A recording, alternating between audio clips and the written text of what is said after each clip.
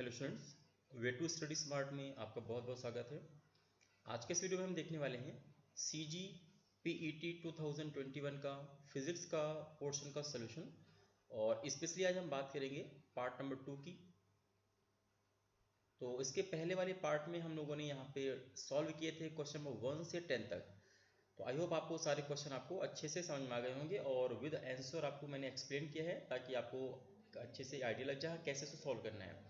तो जिन बच्चों ने पेपर नहीं देखा है या सोल्यूशन नहीं देखा, प्लीज़ वो आप जाके वीडियो देख सकते हैं। मैंने उसको एक लिंक दिया है नीचे डिस्क्रिप्शन में, वहाँ से आप देख सकते हैं। तो आइए इस वीडियो में हम यहाँ पे सॉल्व करने वाले हैं उसके आगे के क्वेश्चन। तो देखिए यहाँ पे हमारा जो क्वेश्चन देखिए दिया हुआ है, इसमें देखिए मैं इंग्लिश और हिंदी दोनों दिया हुआ है। तो मैं हिंदी में यहाँ पढ़ रहा हूँ, इंग्लिश में पढ़ रहा हूँ। आपको दोनों मोड में जो जिस लेवल के बच्चे हैं अपना समझ सकते हैं।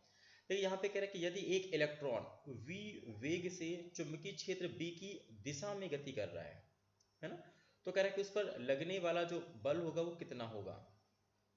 तो देखिए यहाँ पे आपको समझना ये है कि ये जो आपका क्वेश्चन किस कॉन्सेप्ट बेस्ड है। तो आप यहाँ पे देख लीजिए कि ये हमारा लॉरेंज फोर्स बेस्ड। इसमें आपको सिखाया जाता है कि जब भी कोई भी हमारा चार्ज पार्टिकल किसी मैग्नेटिक फील्ड में एंट्री करता है उस पर फोर्स लगता है। तो देखिए फोर्स का फॉर्मूला अगर मैं यहाँ पे स्केलर फॉर्म में मैं लिखता हूँ तो आपको मालूम है कि यहाँ पे Q, उसका V, B और साइन थीटा होता है ना। अगर मैं इसी को अगर वेक्टर के फॉर्म में लिखूँ तो आप इसको यहाँ लिख सकते हैं कि F vector equal to Q, क्योंकि Q हमारा स्केलर होता है, और V vector cross B vector, इसको आप वेक्टर के फॉर्म में भी लिख सकते हैं। तो आपको यहाँ ध्यान देना, ये जो Q होता है चार्ज पार्टिकल के बारे में यहाँ पे बात की जाती है। तो अभी यहाँ पे फिलहाल इलेक्ट्रॉन की बात कर रहा है। तो अगर मैं बात करूँ तो इलेक्ट्रॉन पे देखिए चार्ज निगेटिव होता है, तो यहाँ पे जो Q है वहाँ पे -E आप लिख सकते हैं। क्लियर। और देखिए V vector cross B vector, आप जानते हैं कि V इंटू B और साइन थीटा होता है। जैसे आपको ऑलरेडी पता है कि A क्रॉस B सपोज दो हमारे वेक्टर हैं, तो अगर मैं दोनों को ओपन करूँगा तो AB साइन थीटा यहाँ पे हमको मिलता है। तो अब यहाँ पे आपको पता है कि फोर्स का ही फॉर्मूला। अब देखिए यहाँ पे आपको जो क्लू दिया है, देखिए चार्ज तो आपको पता नेगेटिव यहाँ पे आ गया, ओके। लेकिन यहाँ पे कह रहा जो V की डायरेक्शन है कि एक इलेक्ट्रॉन V वेग से जिस तरफ हमारी वेलोसिटी है वो कह रहा है कि चुंबकीय क्षेत्र की दिशा में गति कर रहा है, यानी कि हमारा जो B है उसकी दिशा में गति कर रहा है। तो कन्फर्म हमारा एंगल तो जीरो बनेगा। तो अगर हमारा एंगल जीरो बन रहा है तो आप सीधे यहाँ पे कह सकते हैं कि भाई हमको यहाँ पे साइन जीरो रखना पड़ेगा। थीटा की जगह हम जीरो रखेंगे, और आपको मालूम है कि साइन जीरो की वैल्यू क्या होती है, जीरो होती है। तो आपको ये पूरा का पूरा टर्म क्या होगा, जीरो हो जाएगा। तो फाइनली आप देखेंगे हमारा जो आंसर आएगा वो जीरो आ जाएगा। तो इस तरीके से आपको जो पहला ऑप्शन है यहाँ पे फर्स्ट, ये हमारा पूरी तरीके से करेक्ट हो जाएगा, जिसमें आपको बताया गया कि जीरो होगा। तो आई होप आपको ये क्वेश्चन समझ में आ गया होगा। अब आइए इसके बाद देखिए यहाँ पे क्वेश्चन नंबर 12 यहाँ पे लिखा हुआ है। इसमें कह रहा है कि एक डायग्राम बना हुआ है, और मैं आपको पहले डायग्राम समझा देता हूँ। इसमें देखिए क्या किया गया, इसमें एक तरफ यहाँ पे एक्स एक्सिस यहाँ पे ली गई है और ऊपर यहाँ पे वाई एक्सिस ली गई है। और देखिए यहाँ पे जो मैग्नेटिक फील्ड क्रॉस दिखाई गई, तो क्रॉस का मतलब होता है कि हमारा जो भी मैग्नेटिक डायरेक्शन अंदर की तरफ है, यानी कि ये डिस्प्ले कह सकते हैं अंदर है या फिर कॉपी के अंदर है। मतलब कह सकते हैं अंदर है। तो अंदर का मतलब समझ गए कि भाई अगर हमारी एक्स है हॉरिजॉन्टल में है ना, वाई हमारे ऊपर और नीचे, तो अंदर का मतलब ये जेड, यानी कि हमारा ये जो कह सकते हैं कि मैग्नेटिक फील्ड ये जेड डायरेक्शन को शो कर रहा है, जेड अक्ष को शो कर रहा है, वो भी पॉजिटिव जे की निगेटिव जे। तो आपको पता है कि अंदर को, क्योंकि अगर ऐसे कहीं मैग्नेटिक फील्ड दी होती वो उसका मतलब होता है वो बाहर की तरफ है ना। तो यहाँ पे आपको देखना है कि हमारा जो मैग्नेटिक फील्ड है वो पहली बात तो जेड की तरफ है, लेकिन कौन सा, जो माइनस जेड। तो सीधे हमें पता है कि जो हमारा बी की डायरेक्शन है वो माइनस जेड को शो कर रहा है, या फिर कह सकते हैं ये जेड एक्सिस में माइनस की तरफ शो कर रहा है। तो उसकी जो हम डायरेक्शन लेंगे वो लेंगे माइनस का के, ओके। क्योंकि एक्स एच में हम आई मानते हैं डायरेक्शन, वाई में हम जे मानते हैं और जेड में हम के मानते हैं यहाँ पे, लेकिन ये निगेटिव हमको यहाँ पे के लेना पड़ेगा, ओके।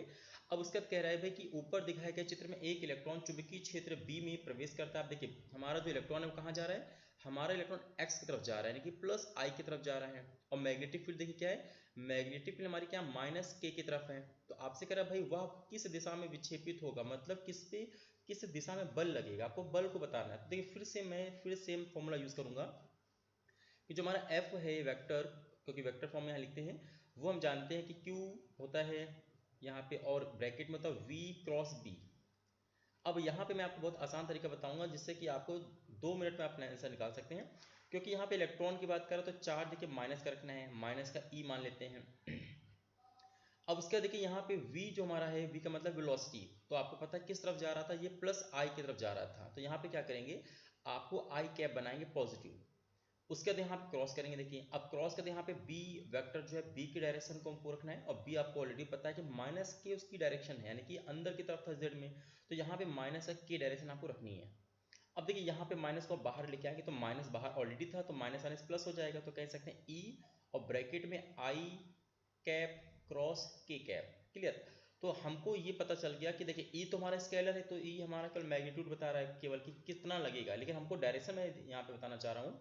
तो अब देखिए डायरेक्शन हमको आई और के से मिलने वाली है कि यहाँ किस तरफ हमको मिलेगा। तो देखिए आई और के डायरेक्शन क्या होगा, आपको पता है कि अगर मैं यहाँ पे बात करूँ कि जब भी दो वेक्टरों में हम यहाँ पे क्रॉस करते हैं तो हमारी तीन डायरेक्शन होती हैं आई, जे और के।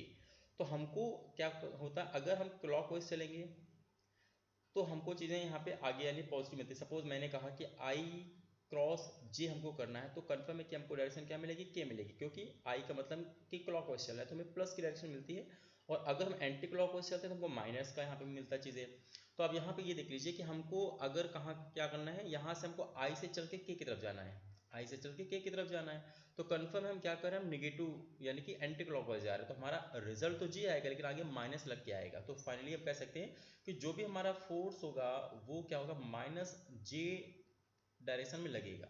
अब देखिए माइनस जे है क्या, जे का मतलब वाई एक्सिस, ओके, और यहाँ पे माइनस यहाँ पे आ रहा है, तो कंफर्म है कि हमारा जो भी फोर्स लगेगा वो हमारा क्या होगा, ऋणात्मक वाई दिशा में, यानी कि निगेटिव वाई डायरेक्शन, क्योंकि आपको निगेटिव ऑलरेडी है और जेड का मतलब वाई डायरेक्शन। तो इस तरीके से हमारे फाइनल आंसर हो गए। तो मैंने कैसे एक्सप्लेन किया, आप बहुत आसानी से मैंने बताया है फॉर्मूले को दिखा के।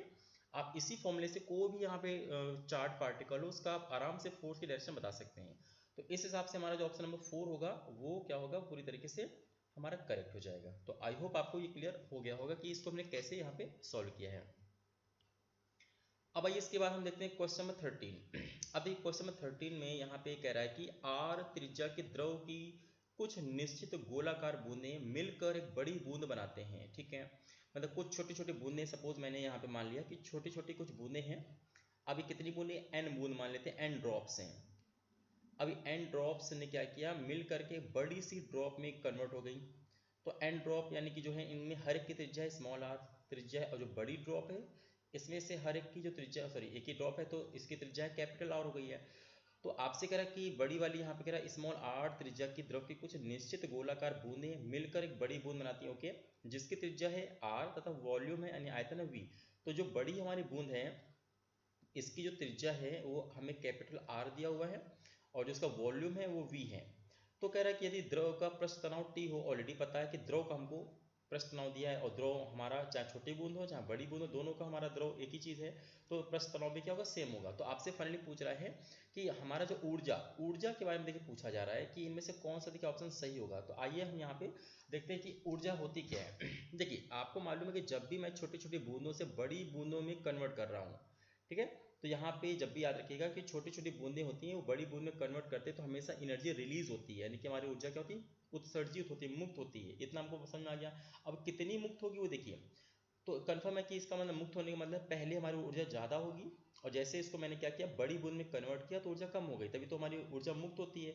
इसलिए क्या करना है, जब ऊर्जा की मैं बात करूंगा एनर्जी की, तो आपको क्या करना होगा कि पहले एक बूंद की एनर्जी लिखते हैं, उसका एन बूंद थे तो एन से मल्टीप्लाई कर देते हैं। तो देखिए एक बूंद की जो एनर्जी होती है वो क्या होती है, उसका एरिया यानी 4 पाई आर स्क्वायर, और सरफेस टेंशन से मल्टीप्लाई कर देंगे, तो एक बूंद की क्या है, ये एनर्जी है। लेकिन ऐसी एन बूंदें यहाँ पे एन का मल्टीप्लाई करेंगे तो टोटल हमारी क्या हो गई, सरफेस एनर्जी आ गई है छोटी छोटी बूंदों की। अब माइनस करेंगे, बड़ी बूंद का ले लेंगे, तो बड़ी बूंद का अगर मैं लूंगा तो देखिए 4 पाई कैपिटल आर का स्क्वायर यहाँ पे करेंगे, और सरफेस टेंशन इसका भी सेम है। तो यहाँ से अगर आप देखेंगे कि मैं क्या करता हूँ, दोनों में 4 पाई आर स्क्वायर कॉमन है, तो यहाँ पे आर स्क्वायर मैं देखिए यहाँ नहीं लूँगा, यहाँ पे थोड़ा ध्यान देना है क्योंकि आपको ऑप्शन के हिसाब से कन्वर्ट भी करना है। तो देखिए मैं यहाँ पे क्या करता हूँ, 4 पाई टी, ये तो देखिए दोनों में आ रहा है, मैंने ओके कॉमन किया। अब यहाँ पे मैं क्या करता हूँ, आर क्यूब को देखिए कॉमन करता हूँ, बड़े वाले आर क्यूब को। तो अगर ऐसे मैंने कॉमन किया तो देखिए पहले वाले जगह पे क्या बचेगा, पहले वाले पे बचेगा एन और आर स्क्वायर आपको बचेगा, लेकिन क्योंकि कैपिटल आर क्यूब नहीं था यहाँ पे तो यहाँ पे मैंने डिवाइड करवा दिया ऐसे आर क्यूब। अब दूसरी वाली में क्या बचेगा, यहाँ पे देखिए ऑलरेडी यहाँ पे हम देख रहे हैं कि आर का स्क्वायर तो था, लेकिन मैंने आर के क्यूब को कॉमन किया तो यहाँ पे 1 बाई आर हमारा बचेगा। क्लियर? अब इतना होने के बाद अब ये आपको ध्यान देना है कि जो कैपिटल आर है और स्मॉल आर में क्या रिलेशन है, क्योंकि आपको पता छोटी बूंदें बड़ी बूंद में कन्वर्ट हो रही हैं, तो वॉल्यूम सेम होता है, यानी कि सभी का अगर मैं कहूँ कि एक छोटी बूंद का वॉल्यूम अगर मैं देखूंगा तो 4/3 पाई आर क्यूब होता है ना। ऐसे हमारी n बूंदें हैं, ये टोटल जितना भी वॉल्यूम होगा वो बड़ी वाली वॉल्यूम के बराबर होगा, यानी कि कह सकते हैं बड़ी वाली बूंद का वॉल्यूम क्या होगा 4/3 पाई और कैपिटल आर का क्यूब। तो 4/3 पाई से कैंसिल कर देंगे, तो आप ये कह सकते हैं जहाँ पे कैपिटल आर का क्यूब है वहाँ पे हम क्या लिख सकते हैं, देखिए कैपिटल आर के क्यूब की जगह हम लिख सकते हैं n और स्मॉल आर का क्यूब।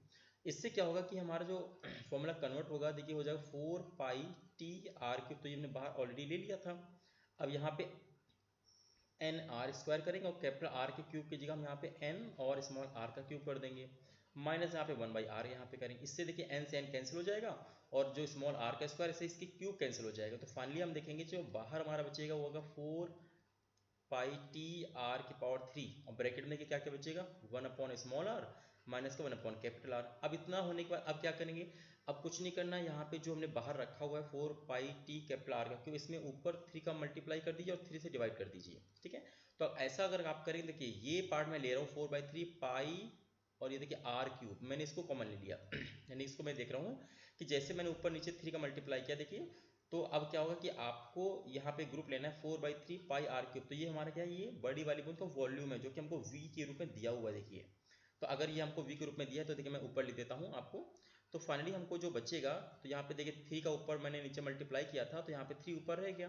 अब ये जो 4/3 पाई आर क्यूब इसकी v आ गया, कैपिटल v यहाँ लिखेंगे और ऑलरेडी टी हमारा रह गया तो यहाँ पे टी कर देंगे। तो ये बाहर हमारा 3vt बचेगा और ब्रैकेट में देखिए क्या आएगा 1/स्मॉल आर माइनस 1/कैपिटल आर। तो इतनी ऊर्जा आपको ध्यान से देखनी है कि इतनी हमारी ऊर्जा क्या होगी, ये मुक्त होगी, रिलीज होगी। तो आप देख लीजिए हमारा ऑप्शन कौन सा है जिसमें हमारा 3vt और 1/r माइनस 1/कैपिटल आर आएगा। तो देखिए हमारा ऑप्शन नंबर 3 यहाँ पे दिखाई दे रहा है कि हाँ 3vt 1/r माइनस 1/कैपिटल आर ये क्या उत्सर्जित यानी कि रिलीज होगी। तो आई होप ये थोड़ा क्वेश्चन कैलकुलेटिव है, लेकिन मैंने आपको एक एक पॉइंट से एक्सप्लेन किया है ताकि आपको एक एक स्टेप समझ में आ जाए कि हाँ कैसे इसको करना है। तो आई होप आपको क्लियर हो गया होगा। अब आइए नेक्स्ट हम क्वेश्चन देखते हैं, क्वेश्चन नंबर देखिए 14। अब ये क्वेश्चन नंबर 14 हम देख लेते हैं। तो ये क्वेश्चन नंबर 14 में कह रहा है कि किसी गैस की विशिष्ट ऊष्माओं का अनुपात आपको दिया 1.5। अब ये होता क्या है आपको मालूम है कि गैस में दो तरीके की हमारी विशिष्ट ऊष्मा होती हैं, एक सीपी एक सीवी, मतलब कांस्टेंट प्रेशर पे कांस्टेंट वॉल्यूम पे। तो जो आपको मालूम है कि CP/CV जो होता है वो कहीं ना कहीं गामा के इक्वल होता है ना। और यहाँ पे आर के रूप में दिया लेकिन वो गामा ही है, तो आप सीधे कह सकते हैं कि हमारा जो CP/CV है वो कहीं ना कहीं 1.5 दिया हुआ है। और ये 1.5 का मतलब क्या होता है, देखिए 1.5 का मतलब 3/2, क्योंकि आप यहाँ पे डेसिमल को हटाएंगे तो यहाँ पे नीचे 10 आएगा तो 5 से कट कर दीजिए।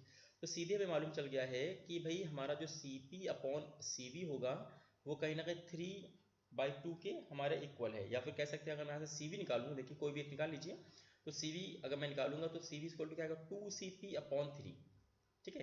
कि जहाँ पे CV होगा वहाँ पे मैं ये लिख सकता हूँ कि 2CP/3। अब इतना जब हो गया, अब आप देखिए आपको मेयर्स लॉ पता है, तो देखिए मेयर्स लॉ आपको ध्यान देना कि CP माइनस CV जो हमारा होता है वो R के इक्वल होता है, लेकिन कब, जब ये हमारा यहाँ पे कैलोरी में होता है तब। यहाँ पे हम क्या करेंगे, J से हम डिवाइड करते हैं तो जूल में हमको आ जाता है कि जूल और कैलोरी। इस तरीके से आपको यूनिट ध्यान देना है कि हमारा मेयर का सूत्र क्या होता है, formula CP minus CV equal to R/J, ये हमको लेके चलना है।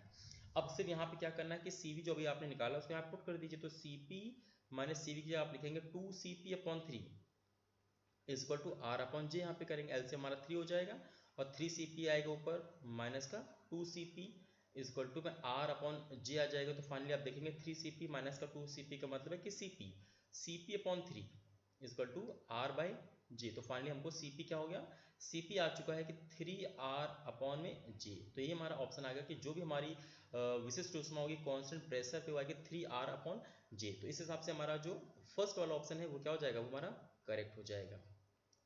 ये हमारा फर्स्ट करेक्ट हो जाएगा, ये हमारा आंसर आ जाएगा। अब आइए इसके बाद हम नेक्स्ट देखते हैं।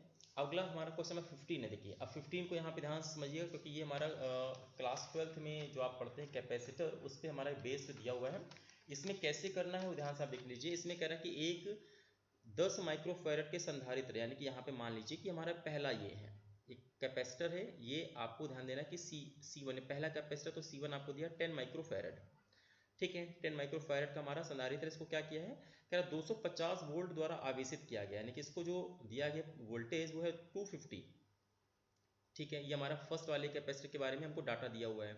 फिर कह रहा है कि आवेशित करके 100 वोल्ट से आवेशित 5 माइक्रोफैरड वाले संधारित्र के साथ समांतर क्रम में जोड़ा गया था। कि आपको पता है कि समांतर क्रम हमारा ये होता है, एक हमको और यहाँ पे कैपेसिटर यूज़ करना है, और कैपेसिटर यूज़ करने के बाद हमको ये दूसरा वाला इसके बारे में इन्फॉर्मेशन दिया गया कि भाई इसका जो कैपेसिटी वो है 5 माइक्रोफैरड और इसका जो वोल्टेज है वो है 100।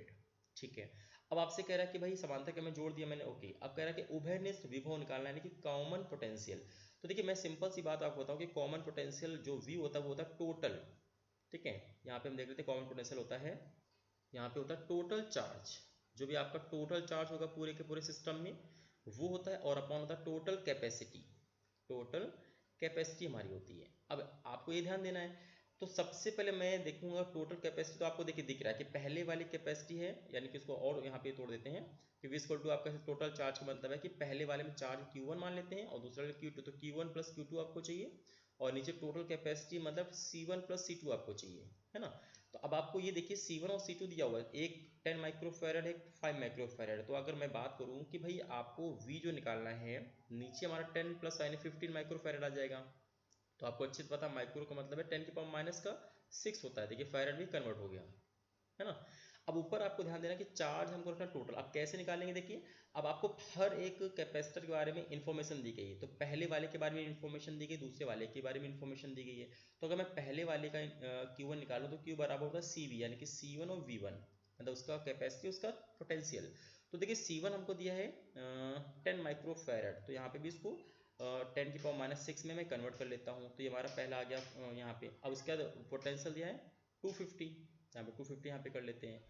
तो फाइनली आपको यहाँ पे मिल गया भाई, मैं इसको ऐसे भी लिख देता हूँ कि 2500 into 10 to the power minus का 6, ये कूलॉम आ गया पहले Q1। अब उसी तरीके से जब Q2 को निकालेंगे तो Q2 आप देखेंगे कि भाई हमारा ये C2 V2 यहाँ पे देखेंगे हम।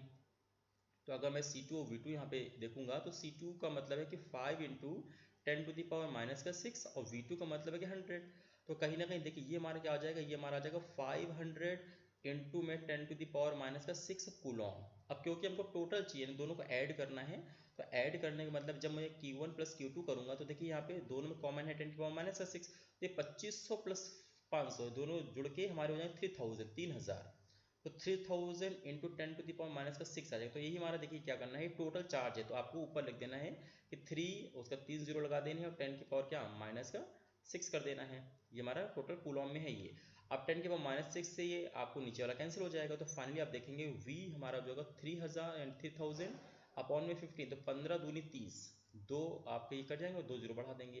तो फाइनली आप देखेंगे जो कॉमन पोटेंशियल होगा वो आएगा 200, यानी 200 वोल्ट।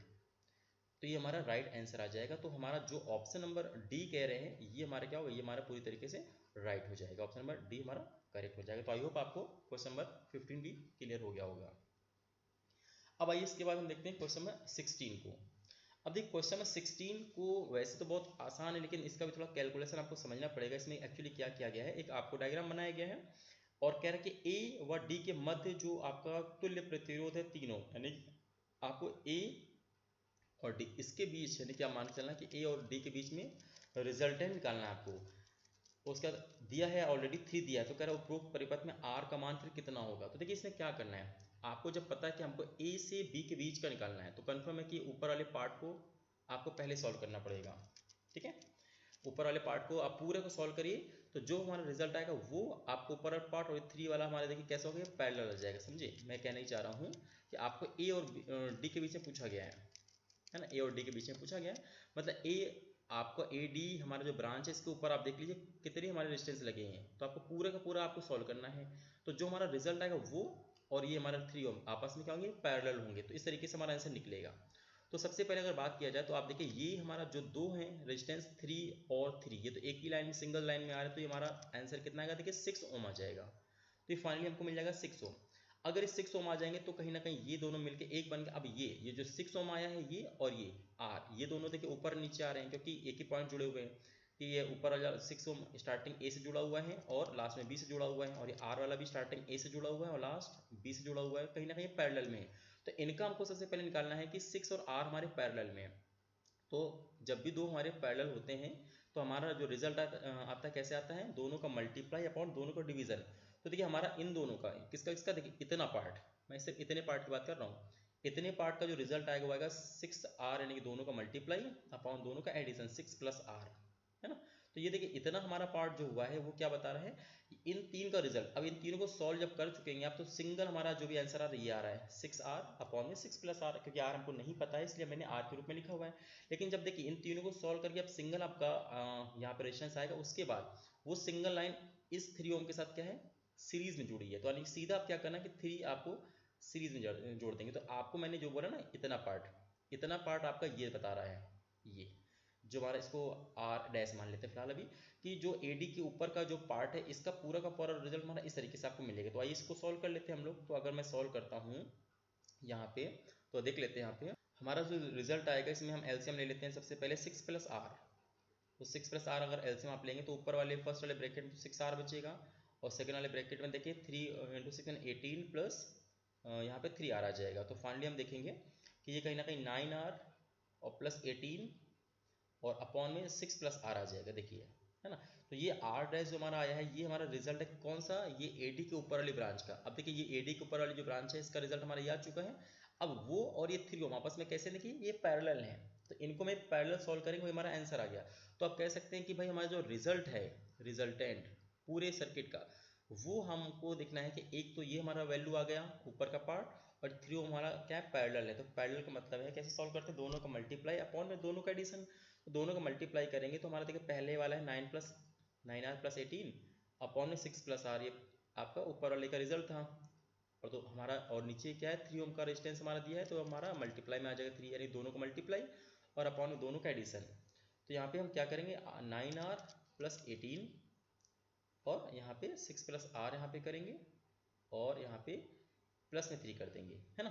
तो इससे हमको जो रिजल्ट है ऑलरेडी देखिए दिया 3 ओम हमको दिया हुआ, तो यहाँ पे 3 मैं लिखूंगा भाई इसकी जगह। और यहाँ पे जब एलसीएम देखिए लेंगे, तो एलसीएम जब आप लेंगे तो 6 + r हमारा एलसीएम आ जाएगा, ये हमारा 6 + r एलसीएम देखिए आ जाएगा। तो ऊपर यहाँ पे क्या बचेगा, यहाँ पे ऊपर हम देखेंगे कि 3 और 9r + 18, क्यों, क्योंकि ऊपर तो हमारा मल्टीप्लाई हो रहा है ऑलरेडी 3 का, तो ये ऊपर वाला पार्ट। अब देखिए मेन डिवाइड यहाँ पे हो रहा है, देखिए ये हमारा मेन डिवाइड लगेगा। ऐसे क्या करेंगे, इस वाले पार्ट का हम एलसीएम लेंगे, तो एलसीएम यहाँ पे लेंगे तो 6 + r यहाँ पे एलसीएम आ जाएगा। अभी 6 + r हमारा एलसीएम आ जाएगा, और यहाँ पे क्या बचेगा, देखिए 9r + 18 तो पहले से रहेगा। अब ये पार्ट हमारा 3 से मल्टीप्लाई करेगा, तो ये हमारा हो जाएगा फिर से 18 + 3r। अभी 6 + r से कैंसिल हो जाएगा, तो 3 = फाइनली आप देखेंगे यहाँ पे कि 3 = 3, फिर 9r + 18 ये मिलेगा, और अपॉन में यहाँ देखेंगे तो 12r + 36 आ जाएगा। अभी 3 से 3 हमारा क्या हो गया, ये कैंसिल हमारा हो जाएगा। और फाइनली आप देखेंगे इसको सॉल्व करेंगे तो आपको इधर आएगा 12r + 36 और यहाँ पे 9r + 18। तो इसको यहाँ पे सॉल्व करेंगे तो आपको सीधे हमको मिल जाएगा r की वैल्यू 6 आ जाएगी, देखिए 6 और वैल्यू क्या है ओम, यानी कि यूनिट हमारा क्या होगा ओम। तो इस तरीके से इसको सॉल्व करने से हमारा जो राइट आंसर आएगा वो आएगा 6 ओम, ठीक है। तो इस हिसाब से हमारा जो फर्स्ट वाला ऑप्शन होगा वो क्या होगा, ये हमारा करेक्ट हो जाएगा। तो इस आई होप आपको क्वेश्चन नंबर 16 भी क्लियर होगा कि हाँ कैसे इसको करना है। अब आइए इसके बाद देखते हैं नेक्स्ट क्वेश्चन। ये थोड़ा सा इसको आपको समझना पड़ेगा, इसमें इसका कॉन्सेप्ट क्या है। देखिए इसमें कह रहा है कि एक a त्रिज्या के वक्र पर v मीटर/सेकंड चाल से गति करते हुए किसी रेल के डिब्बे में एक लोलक द्वारा प्रति सेकंड n दोलन किए जाते हैं, ठीक है। ये हमको यहाँ पे दिया हुआ है, तो इसका देखिए क्या मतलब है वो हम आपको समझा देते हैं। कि मान लीजिए हमको यहाँ पे मैं एक यहाँ पे वक्र बना देता हूँ ऐसे, तो अगर कहीं ना कहीं ये वक्र हमारा है, इसका ये सेंटर हो जाएगा। तो ये मान लीजिए देखिए यहाँ पे एक ट्रेन है, रेलगाड़ी। अब ये मान लीजिए इसके पटरी है जो ये हमारे वक्र के शेप की है, जिसका जो त्रिज्या दिया है वो स्मॉल a के रूप में दिया है। और इसमें जो हमारी रेलगाड़ी, इसमें एक लोलक टंगा हुआ है। तो मान लीजिए लोलक अगर टंगा हुआ है तो इससे नीचे ही लटकेगा, ऐसे हैंग होगा। तो ये हमारा लोलक हैंग हो रहा है। तो ये रेलगाड़ी आपकी चाहे इधर मूव करे, यानी कि एक सर्कुलर पाथ में घूम रही है, या फिर नीचे की तरफ मूव कर सकती है। तो यहाँ पे कह रहा है कि भाई जब ऐसा हो रही है तो ये पेंडुलम लगातार क्या हो रहा है, ये लगातार दोलन कर रहा है। दोलन जो कर रहा है उसकी जो आवृत्ति है वो कह रहा है n1 है ना। दोलन करते समय देखिए क्वेश्चन में कह रहा है आवृत्ति, सॉरी n है, n1 नहीं, यहाँ पे आवृत्ति क्या है, n दिया है। तो आइए इसको समझते हैं कि है क्या। देखिए सबसे पहले ये समझना है कि आपको ये मान लीजिए कि पहली बात तो ये होगा कि अगर यहाँ पे दो केस हैं कि आपका जो ट्रैक है वो ट्रैक हमारा सर्कुलर है और इसलिए ये ऑलरेडी क्या कर रही है, वी वेलोसिटी से मूव कर रही है, हमारी जो ट्रेन है वो वी वेलोसिटी से मूव कर रही है। तो आपको तुरंत याद आना चाहिए कि अभी जो पेंडुलम है जब तक गाड़ी खड़ी रहेगी तो पेंडुलम तो हमेशा उसका वेट तो नीचे लगेगा, यानी कि अब मैं अलग से बता देता हूँ कि जब हमारा यहाँ पे गाड़ी होती है तो उसका जो पेंडुलम है इस पे सिर्फ एक ही हमारा वेट लगेगा mg, यानी कि वो नीचे की तरफ लगेगा। लेकिन जब ये v वेलोसिटी चलना शुरू कर देगी वो भी सर्कुलर ट्रैक में, तो देखिए आपको पता है कि जब भी कोई चीज़ सर्कल में घूमती है तो कन्फर्म एक सेंटर की तरफ क्या होता है, सेंट्रीपिटल फोर्स लगता है, जिसका वैल्यू क्या होता है F = mv²/r। r क्या होता है, रेडियस, लेकिन यहाँ रेडियस a दिया हुआ है तो यहाँ पे a से डिवाइड करेंगे कि जब भी यहाँ पे कोई भी बॉडी सर्कल में घूमती है तो उस पर एक सेंट्रीपिटल फोर्स होता है केंद्र की तरफ। तो यहाँ पे पेंडुलम तो फ्री है तो ट्रेन पे हमारा यहाँ पे सेंटर की तरफ फोर्स लग रहा है, लेकिन अब ये क्योंकि पेंडुलम फ्री है तो पेंडुलम पे अपोजिट एक सेंट्रीफ्यूगल फोर्स लगेगा, अब केंद्र बल, ठीक है। तो कह सकते हैं कि ये भी उतना नहीं होगा जितना सेंट्रीपिटल है। तो आपको ध्यान ये देना कि जब जब ट्रेन चलेगी तो यहाँ पे पेंडुलम का जो हमारा यहाँ पे वेट था वो तो नीचे लगेगा, लेकिन एक एक्स्ट्रा फोर्स और आ गया जो कि इसको बाहर की तरफ लग रहा है, और वो कितना है देखिए mv²/a। ओके, कि जब जब ट्रेन चलेगी सर्कुलर ट्रैक में तो हमारा केंद्र बल विकेंद्र बल आता है, जैसे वो स्टॉप हो जाएगी, सपोज दूसरे कंडीशन में दिया हुआ है कि ट्रेन हमारी विरामावस्था में, रेस्ट में, तुरंत ये पार्ट खत्म हो जाएगा और फिर चलना स्टार्ट करेगा तो पार्ट दोबारा आ जाएगा, है ना। तो ऐसे में आपको देखना है कि अगर ये हमारे दो फोर्स लग रहे हैं एक नीचे के ऊपर तो हमारा रिजल्ट क्या होता है। देखिए तो जो नेट फोर्स होता है, आपको पता है फोर्स हमारे वेक्टर क्वांटिटी है, तो इसका जो मैग्नीट्यूड होता है वो ऐसे निकालते हैं हम लोग कि F1 का स्क्वायर प्लस F2 का स्क्वायर प्लस 2F1 F2 और कॉस थीटा। अब थीटा क्या होता है, दोनों के बीच एंगल होता है फोर्स केस का, यहाँ पे 90 बन रहा है, तो अगर कॉस 90 मैं रखूंगा तो जीरो आ जाएगा, तो जीरो का मतलब कि पूरा का पूरा टर्म ये वाला लास्ट वाला जीरो हो जाएगा। तो फाइनली हम देखेंगे जो नेट फोर्स मिलेगा हमको, तो नेट फोर्स देखिए क्या आएगा हमारा, ऐसे निकलेगा F1² प्लस F2 का स्क्वायर से। तो अब यहाँ पे देख लेते हैं भाई, अब यहाँ नेट फोर्स यहाँ रखेंगे तो देखिए F1 का मतलब है कि mg का स्क्वायर करेंगे तो m² और g² यहाँ पे रखेंगे, प्लस F2 का स्क्वायर यहाँ पे अगर करेंगे तो mv²/a का स्क्वायर होगा तो m² हो जाएगा और v की पावर 4 आ जाएगा और a का यहाँ पे स्क्वायर आ जाएगा, है ना। अब ये देखिए नेट जो फोर्स है तो फोर्स बराबर हम जानते हैं ma होता है, लेकिन यहाँ पे फोर्स क्योंकि ग्रेविटी का यहाँ पे यूज हुआ है तो mg लिखना होगा, तो m यहाँ लिखेंगे g हमारे इफेक्टिव आएगा क्योंकि यहाँ पे दो दो फोर्स लग रहे हैं तो g हमारा इफेक्टिव आएगा। तो फाइनली हम देखेंगे कि इसमें और हम सॉल्व करते हैं तो m × g इफेक्टिव जो होगा, अब यहाँ से देखिए m² दोनों में कॉमन आ रहा है, उसको बाहर निकालें तो m बाहर आ जाएगा, तो m बाहर आ जाएगा तो रूट के अंदर क्या बचेगा, रूट के अंदर बचेगा g² और प्लस में v की पावर 4/a² आ जाएगा, तो m से m को कैंसिल कर दीजिए। तो ये पता चल गया कि हाँ जब जब ट्रेन चलेगी तो जो हमारा ग्रेविटी का इफेक्टिव ग्रेविटी होगी उसका मैं देखिए वैल्यू निकाल देता हूँ फिलहाल, अभी इसको मैं बाद में पुट करके दिखाऊंगा आपको, है ना। तो यहाँ पे g² यहाँ पे करेंगे और प्लस में v² यानी v की पावर 4/a² आएगा। तो ये आप जब आपको g फैक्टर की वैल्यू रखना होगा तो आप ये रखना। अब इसके बाद क्योंकि हमको यहाँ पे पेंडुलम के दोलन की बात कर रहा है, देखिए तो दोलन का मतलब है कि टाइम पीरियड या फ्रिक्वेंसी के टर्म में, तो एक चीज़ मैं आपको बता दूं सबसे पहले कि आपको जब भी कोई चीज़ दोलन करता है तो उसका टाइम पीरियड का हमारा फॉर्मूला होता है कि t = 2π√L/g। L क्या होता है, हमारे पेंडुलम की लेंथ।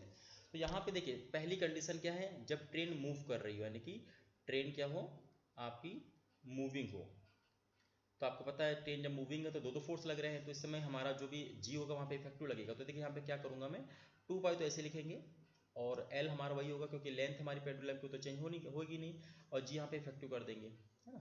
अब यहाँ पे t आप करिए, या तो t अगर करिए तो t का उल्टा होता है फ्रिक्वेंसी। अब आपको फ्रिक्वेंसी देखिए दी हुआ है तो यहाँ पे आप लिखेंगे सीधे 1/n कर दीजिए। सिंपल से पता चल गया कि यहाँ जब हमारी ट्रेन मूव कर रही होगी उस समय हमारा g नहीं लगेगा क्योंकि हमारे दो दो फोर्स लग रहे हैं, तो g इफेक्टिव यहाँ पे करेंगे, पहली इक्वेशन यहाँ पे ये मान लीजिए। दूसरा देखेंगे जब ट्रेन क्या रेस्ट में है। अब देखिए यहाँ पे ध्यान देना, जब ट्रेन हमारी रेस्ट में तो कंफर्म है कि सेंट्रीपिटल फोर्स नहीं लगेगा तो सेंट्रीफ्यूगल भी नहीं लगेगा, तो हमारा सिर्फ उसका वेट लगेगा, ओनली वेट। तो उस समय हमारा जो g फैक्टर है वहाँ पे g फैक्टर नहीं आएगा बल्कि केवल g यहाँ पे रखना होगा, तो लेंथ उतनी रहेगी हमारी और यहाँ पे केवल g रखना होगा। तो उस समय हमारा जो होगा उसकी फ्रिक्वेंसी देखिए n1 दी है तो 1/n1 यहाँ पे कर दीजिए, है ना। बस इन दो इक्वेशन को सॉल्व करिए, हमारा कोई ना कोई ऑप्शन राइट आ जाएगा। तो देखिए मैं क्या करता हूँ, दोनों को डिवाइड कर देता हूँ कि डिवाइड इक्वेशन 1 और 2। अब डिवाइड करेंगे तो LHS पार्ट से LHS को करेंगे और RHS से RHS को करेंगे, तो LHS से करेंगे तो यहाँ पे आएगा 1/n, मेन डिवाइड यहाँ पे है और सेकेंड इक्वेशन क्या 1/n1 आएगा। ऐसे दूसरा हम देख लेते हैं, RHS से RHS करेंगे तो 2π आएगा और यहाँ पे देखेंगे L/g इफेक्टिव यहाँ पे रहेंगे और फिर से हम डिवाइड करेंगे मेन डिवाइड, फिर 2π यहाँ पे आपको दिखेगा और अंडर रूट में L/g आ जाएगा। देखिए तो ये 2 पाई से 2 पाई गया, यहाँ पे एल रूट एल से रूट एल चला जाएगा। तो फाइनली देखिए ये n1 ऊपर जाएगा, n हमारा नीचे उतर के आ जाएगा। तो कह सकते हैं n1 अपॉन n, ये हमको मिलेगा इक्वल टू में, ये देखिए g हमारा ऊपर जाएगा रूट में और जी फैक्टिव नीचे आएगा, अंडर रूट आपका आएगा यहाँ पे कि g अपॉन जी फैक्टिव। ठीक है, अब दोनों तरफ का होल स्क्वायर कर दीजिए, तो यहाँ पे आएगा n1 का स्क्वायर अपॉन n का स्क्वायर, और यहाँ पे देखिए g अपॉन जी फैक्टिव आ जाएगा, है ना। तो इस तरीके से आपको आई थिंक क्लियर हो गया होगा। अब क्या करना है उसके बाद, अब आपको जो जी फैक्टिव यहाँ पे निकाला था उसकी वैल्यू को पुट कर दीजिए आप। तो अब आपको एक एक स्टेप यहाँ पे देखते हैं। तो यहाँ पे आपको देखेंगे कि n1 स्क्वायर अपॉन n का स्क्वायर यहाँ पे करेंगे, और इक्वल में यहाँ पे जी तो हमको ऐसे ही रखना है, और जी फैक्टिव हमारा हो जाएगा कि अंडर रूट, पहले आपने निकाला ही हुआ है ऑलरेडी, देखिए जी फैक्टिव की वैल्यू यहाँ पे पुट करना है। तो यहाँ पे आपको रखना है कि जी स्क्वायर उसका प्लस में v की पावर 4 अपॉन में ए स्क्वायर। अब फिर से देखिए एक बार और, आपको दोनों तरफ का होल स्क्वायर कर दीजिए, क्योंकि यहाँ पे रूट मुझे हटाना है। तो अगर होल स्क्वायर फिर से करेंगे तो ऊपर हो जाएगा n1 की पावर 4 और नीचे हो जाएगा n की पावर 4, है ना। और यहाँ पे ऊपर वाले g का स्क्वायर हो जाएगा तो जी स्क्वायर आ जाएगा, और नीचे देखिए क्या होगा जी स्क्वायर और प्लस v की पावर 4 अपॉन ए स्क्वायर। अब इसका क्रॉस मल्टीप्लाई कर दीजिए, क्रॉस मल्टीप्लाई का मतलब इसका इधर इसका इधर, तो आपको देखेंगे कि अगली स्टेप में हमारा जो बचेगा यहाँ पे वो आ जाएगा कि n1 की पावर 4 फिर जी स्क्वायर प्लस n1 की पावर 4 और v की पावर 4 अपॉन ए स्क्वायर, और यहाँ पे n की पावर 4 और जी स्क्वायर। तो यहाँ पे हम इसको टर्म को इधर भेज देते हैं, तो यहाँ पे आपको फाइनली बचेगा n1 की पावर 4 v की power 4 upon A square is equal to, यहाँ पे दोनों तरफ इसको इधर भेजेंगे, जी स्क्वायर कॉमन हो जाएगा तो जी स्क्वायर को कॉमन कर लीजिए, और n की पावर 4 बचेगा माइनस n1 की पावर 4 बचेगा। अब यहाँ से n1 को नीचे इधर भेजेंगे तो v की power 4 upon A square is equal to हमारा बचेगा कि जी स्क्वायर, और यहाँ पे देखेंगे कि आपको जो n1 को जब इधर डिवाइड करवाएंगे तो n की पावर 4 अपॉन n1 की पावर 4 आएगा, माइनस n1 की पावर 4 अपॉन में n1 की पावर 4 आ जाएगा। तो ये वाला पार्ट हमारा कैंसिल होकर 1 बना देगा, तो हमारा यहाँ आएगा वी स्क्वायर वी की power 4 upon A square equal to, यहाँ पे बचेगा कि जी की पावर जी स्क्वायर और ब्रैकेट में n की पावर 4 अपॉन n1 की पावर 4 माइनस का 1। अब ए स्क्वायर को इधर लेके आ जाइए, तो यहाँ पे आप देखेंगे कि हमको v की पावर 4 हमारा बचेगा ए स्क्वायर जी स्क्वायर और ब्रैकेट में n की पावर 4 अपॉन n1 की पावर 4 माइनस का 1, क्योंकि हमको v स्क्वायर पूछा गया। तो v स्क्वायर देखिए कैसे लिखेंगे, v स्क्वायर का मतलब है कि v की स्क्वायर इसकी होल पावर स्क्वायर, देखिए ऐसे लिख सकते हैं v की पावर 4 को, है ना। तो इस तरीके से हम इसको तोड़ सकते हैं। तो ए स्क्वायर जी स्क्वायर लिखेंगे और ब्रैकेट में n की पावर 4 अपॉन n1 की पावर 4 माइनस का 1 यहाँ लिखेंगे। अब देखिए यहाँ पे स्क्वायर को हटाएंगे, यहाँ पे रूट आ जाएगा, तो रूट अगर आएगा तो v स्क्वायर जो निकालेंगे तो रूट का मतलब ए स्क्वायर जी स्क्वायर हमारा रूट के बाहर आ जाएगा, तो यहाँ पे ए जी तो बाहर आ गया, तो रूट के अंदर क्या बचेगा, देखिए रूट के अंदर बचेगा n की पावर 4 अपॉन n1 की पावर 4 माइनस का 1। इतना हमारा देखिए राइट आंसर आ जाएगा कि वी स्क्वायर जो हमारा दिया जाएगा। ये थोड़ा कैलकुलेटिव क्वेश्चन ये भी दिया है कि वी स्क्वायर इक्वल टू ए जी बाहर आएगा रूट के, और रूट के अंदर आएगा n की पावर 4 अपॉन n1 की पावर 4 माइनस 1। तो इस तरीके से आप देख लीजिए हमारा कौन सा ऑप्शन यहाँ पे राइट हो जाएगा। तो हमारा जो ऑप्शन नंबर राइट यहाँ पे एक बार देख लेते हैं कि ए जी हमारा बाहर आएगा n1 की पावर 4, ये देखिए फर्स्ट वाला हमारा ऑप्शन राइट आ जाएगा, n की पावर 4 अपॉन n1 की पावर 4 माइनस 1, और ए जी रूट के हमारे बाहर आ गया। तो आई होप आपको ये क्लियर हो गया होगा हाँ कैसे हमें इसको सॉल्व करना है। ठीक है, अब आइए इसके बाद हम देखते हैं अगला क्वेश्चन। अब क्वेश्चन हमारा देखिए 18 यहाँ पे दिया हुआ है।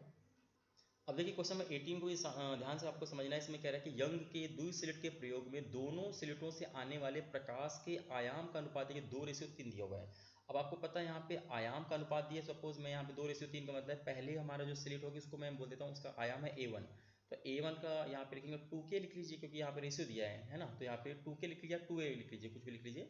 तो मान लीजिए तो पहले वाला जो स्लिट उसका आयाम है A1 इक्वल टू 2A, तो हम उसके बाद यहाँ पे दूसरा जो स्लिट होगा उसका जो आयाम हो जाएगा वो क्या होगा 3A हो जाएगा, है ना। उसके बाद आपको पता है कि आयाम और इंटेंसिटी में क्या फ़र्क होता है, इंटेंसिटी बराबर होता है आयाम का स्क्वायर। तो आपको उसी तरीके से आप पहले वाले की इंटेंसिटी निकालेंगे तो I1 आपका आ जाएगा 4A स्क्वायर हो जाएगा, इसका स्क्वायर कर दिया मैंने। ऐसे I2 जब निकालेंगे तो इसका स्क्वायर करेंगे तो A2 का हो जाएगा 9A स्क्वायर।